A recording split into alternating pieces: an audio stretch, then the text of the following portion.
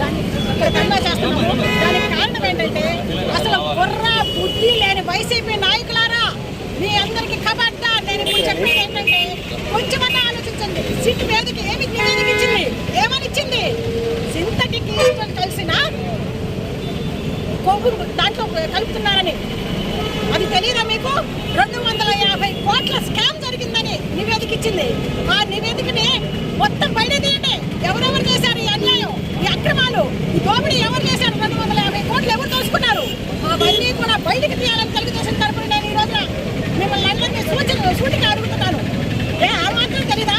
పంది కొవ్వు కలిసింది, మూడి కొవ్వు కలిసిందే కాదు, సింథటిక్ కలిసింది, సింథటిక్ నెయ్యి కలిసింది, కెమికల్స్ కలిసిన సింథటిక్ నెయ్యి కలిసింది. అది ప్రజల ఆరోగ్యం మీద దెబ్బతీదా?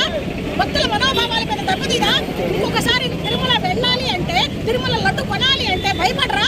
అంటే మా హిందువుల మనోభావాలను దెబ్బతీసి తిరుమలని అధోగతి పాలు చేయాలనే మీ ఉద్దేశం.